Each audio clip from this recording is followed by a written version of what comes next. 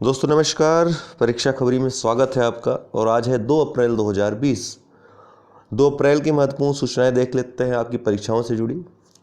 तो विश्व ऑटिज्म जागरूकता दिवस आज के दिन मनाया जाता है। 2 अप्रैल के दिन विश्व ऑटिज्म जागरूकता दिवस। ये ऑटिज्म क्या है? ये ऑटिज्म है एक बीमारी, दिमाग से जुड़ी बीमारी है, जिसको स्वलीनता, मानसिक रोग, स्वपरायणता आदि के नाम से भी जाना जाता है। इसमें होता क्या है, मस्तिष्क के विकास में बाधा उत्पन्न हो जाती है। तो इस तरह का एक विकार है।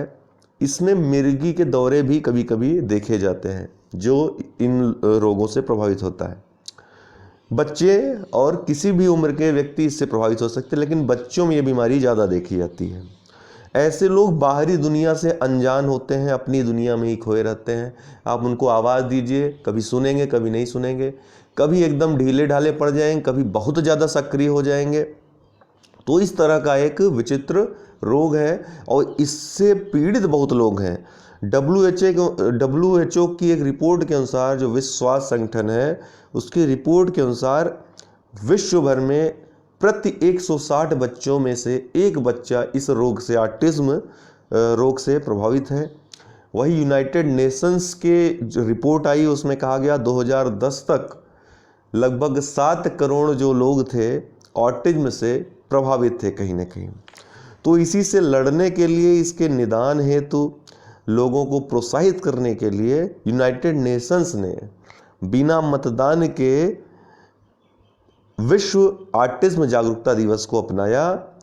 और यह डिसाइड हुआ, कब डिसाइड हुआ? 2007 में, कि प्रति हर वर्ष 2 अप्रैल को विश्व ऑटिज्म दिवस के रूप में मनाया जाएगा। तो 2007 से ये मनाया जा रहा है। सबसे प्रमुख बात है कि ऑटिज्म फैलता कैसे है, इसका कारण क्या है। अभी तक इसके कारण की, मूल कारण की जानकारी नहीं मिल पाई है। मूल कारण क्या है इसका पता नहीं चल पाया है, लेकिन फिर भी एहतियातन जागरूकता में ये बताई जाती है बातें कि आप जब पेट में, गर्भ में बच्चा रहे तो अच्छा पोषण लें, उसकी वजह से हो सकता है बीमारी हो जाए, ठीक है, पोषण न होने की वजह से, या फिर जो जरूरी टीके होते हैं वो न लगवाने की वजह से बीमारियां हो सकती हैं। तो बाद के लिए टीके लगवाया जाए, इसके लिए जागरूकता। अन्य कई बातें कि कैसा भोजन देना चाहिए, किस तरह की डाइट होनी चाहिए, ये सभी जागरूकता के अंग होते हैं। तो 2007 से यह शुरुआत था संयुक्त राष्ट्र संघ से। महत्वपूर्ण है। इसकी थीम देखेंगे, कल हम आपको बताएंगे इसकी थीम क्या है। अगला है सुधीर राजकुमार। ये नाम अभी चर्चा में आया, क्यों आया? इनका देखिए 2017 में संयुक्त राष्ट्र के जो महासचिव हैं, जो कि संयुक्त राष्ट्र का सबसे बड़ा पद होता है, सर्वोच्च अधिकारी होता है महासचिव, जो वर्तमान में कौन है? एंटोनियो गुतरेस हैं पुर्तगाल के, वो वर्तमान में महासचिव हैं। ये 9वें महासचिव हैं यूएनओ के, भी हम चर्चा कर देते हैं। तो 2017 में इन्होंने सुधीर राजकुमार को अपने प्रतिनिधि पद पर नियुक्त किया था। ये भारत के वरिष्ठ अधिकारी हैं सुधीर राजकुमार, और यूएन पेंशन कोष में इनकी नियुक्ति हुई थी। महासचिव के प्रतिनिधि पद पर इनकी नियुक्ति हुई थी सुधीर राजकुमार की।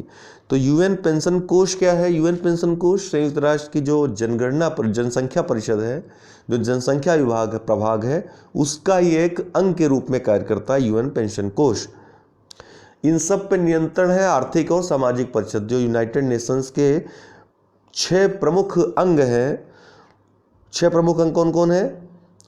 संयुक्त राष्ट्र महासभा, संयुक्त राष्ट्र सुरक्षा परिषद, संयुक्त राष्ट्र आर्थिक व सामाजिक परिषद, संयुक्त राष्ट्र सचिवालय और संयुक्त राष्ट्र न्यास परिषद, इसके अलावा अंतर्राष्ट्रीय न्यायालय। ये 6 अंग हैं प्रमुख संयुक्त राष्ट्र संघ के, जिनमें से न्यास परिषद ने अभी काम रोका हुआ है अपना, उसका काम निलंबित कर दिया गया है, ठीक है। वो कभी भी भविष्य में स्टार्ट किया सकता है, इसको ख़त्म नहीं किया गया है, ये आप ध्यान रखिएगा। बाकी सब अपना कार्य कर रहे हैं। तो यही आर्थिक व सामाजिक परिषद के अंतर्गत ये पेंशन कोष कार्य करता है, और इसी में सुधीर राजकुमार की नियुक्ति हुई थी महासचिव के प्रतिनिधि पद पर। संयुक्त राष्ट्र संघ की बात करें तो यूएनओ की स्थापना द्वितीय विश्व युद्ध के बाद विश्व शांति स्थापित करने के लिए, कभी ऐसी स्थिति उत्पन्न न हो, वैश्विक सहयोग, वैश्विक संकटों के प्रति वैश्विक सहयोग स्थापित करने के लिए 24 अक्टूबर 1945 को स्थापना हुई थी। इसका मुख्यालय न्यूयॉर्क में है। इसमें जो महासचिव होता है वो सबसे बड़ा सर्वोच्च अधिकारी होता है इसका। तो कुल अभी तक 9 महासचिव बन चुके हैं, जिनमें से एक कार्यकारी महासचिव थे। उनका क्या नाम था? ग्लेडविन जैब। ग्लेडविन जैब। अच्छा, महासचिव की नियुक्ति कैसे होती है? नियुक्ति होती है संयुक्त राष्ट्र सुरक्षा परिषद की संस्तुति होती है, और संयुक्त राष्ट्र महासभा के जो सदस्य हैं उनकी वोटिंग से 5 वर्ष के लिए चुना जाता है इसके महासचिव को। ये 5 वर्ष की जो समय सीमा है इसको बढ़ाया भी जा सकता है, और ऐसा अपरिहार्य स्थिति में किया जाता है। दूसरी बार भी इनको चुना जा सकता है, दूसरी बार चुनने में कोई भी रोक या बाधा नहीं है। तो यहीं से यूएन का जो चार्टर है वो अधिकार देता है महासचिव को कि अपनी सहायता के लिए अपने मन मर्जी, मतलब इसको विवेकाधिकार है कि वो किसी भी अधिकारी की, विश्व के किसी भी अपने पसंदीदा अधिकारी की अपनी सहायता के लिए नियुक्ति कर सकता है, जिसके तहत ही सुधीर राजकुमार की नियुक्ति इन्होंने की थी।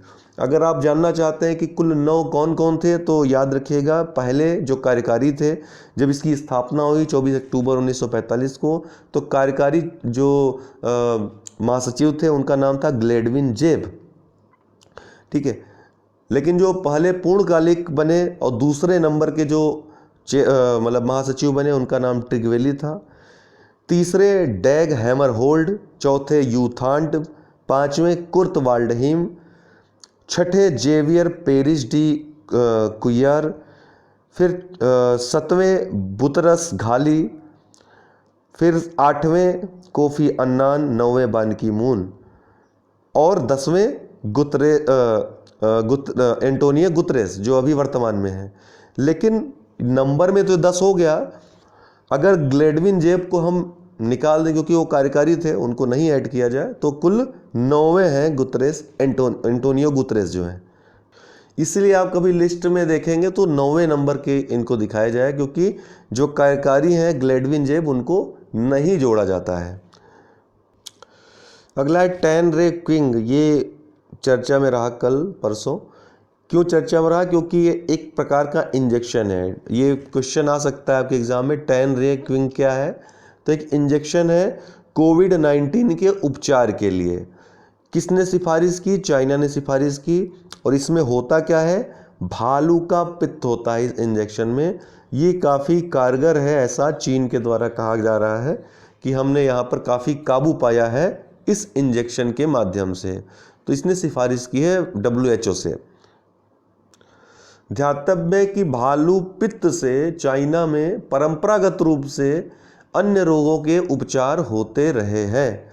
वहाँ पे परंपरागत रूप से भालू पित्त का उपचार के लिए प्रयोग किया जाता है। तो अब इंजेक्शन बनाया गया है टैन रे क्विंग, इसको जो है कोविड-19 के इलाज में उपयोग करने की सिफारिश चाइना के द्वारा की गई है।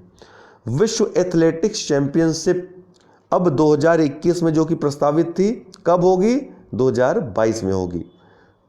तो 2021 की जगह 2022 में क्यों होगा? क्योंकि कोविड-19 की वजह से जो ओलंपिक चैंपियनशिप है, टोक्यो ओलंपिक है, उसको बढ़ा करके 2020 से 2021 कर दिया गया है। तो 2021 में जब ओलंपिक खेल होंगे तो एथलेटिक्स चैंपियंस कहाँ हो सकता है? तो 2021 में था प्रस्तावित, अब यह 2022 में होगा। अमेरिका में ये होना था तो अमेरिका में ही होगा, लेकिन 2022 में होगा। अच्छा, इसको कराता कौन है? विश्व एथलेटिक चैंपियनशिप इसको कराता है विश्व एथलेटिक्स, एक संघ है। इसका पहले नाम था international association of athletics federation, IIAF इसको IIAF भी कहा जाता है। और विश्व एथलेटिक्स इसका नाम परिवर्तन हाल ही में हुआ है। इसका मुख्यालय मोनाको में है। स्थापना इसकी 17 जुलाई 1912 को हुई थी स्टॉकहोम में। ठीक है, स्वीडन के स्टॉकहोम में हुई थी 17 जुलाई 1912 को। इसका जो पुराना नाम एक बार फिर बोल रहा हूँ, international association of athletics federation, IAAF। अब भी इसका नाम कई जगह आपको अखबारों में इस यही मिलेगा, लेकिन वर्तमान में नाम इसका चेंज हो चुका है, विश्व एथलेटिक्स अब इसका नाम हो चुका है, और मोनाको में इसका मुख्यालय है। ठीक, तो अब 2021 की जगह 2022 में होगा। भारत सरकार ने वर्तमान की विदेश व्यापार नीति, जो कि अवधि कितनी थी 2015 से 22, उसको विस्तारित करके कितना कर दिया? 1 वर्ष तक विस्तार कर दिया, जो कि 2020 मार्च में समाप्त हो रहा था, लेकिन अब मार्च 2021 में विदेश व्यापार नीति जो भारत सरकार की थी, वर्तमान की नई विदेश व्यापार नीति, उसको विस्तार कर दिया है मार्च 2021 तक। स्ट्रैंडेड इन इंडिया, ये एक ऐप है, भारत में फंसे जिसको कहते हैं हिंदी में, स्ट्रैंडेड इन इंडिया ऐप, ये पर्यटन मंत्रालय ने लॉन्च किया। जो भारत में विदेशी फंसे हुए हैं उनकी मदद के लिए, वर्तमान में जो विषम परिस्थितियां हैं उसमें जो फंस गए हैं लोग, उनकी मदद के लिए, उनकी हेल्प के लिए ये ऐप जारी किया है पर्यटन मंत्रालय ने। प्रहलाद सिंह पटेल इस समय वर्तमान में पर्यटन मंत्री हैं। 2 प्रमुख पुस्तकें हैं, इनके लेखकों के नाम जानते रहिए क्योंकि पुस्तकों से प्रश्न आते हैं। Sridevi the eternal screen goddess, ये सत्यार्थ नायक की पुस्तक है। और back stage the story behind India's high growth years, ये मोंटेक सिंह अहलूवालिया जो प्रमुख अर्थशास्त्री और जो योजना आयोग था, नीति आयोग का जब पूर्ववर्ती था, उसके उपाध्यक्ष थे यूपीए सरकार के समय, मोंटेक सिंह अहलूवालिया। तो उनकी पुस्तक है, महत्वपूर्ण है, back stage the story behind India's high growth years. तो आज के लिए इतना ही दोस्तों, बहुत बहुत धन्यवाद।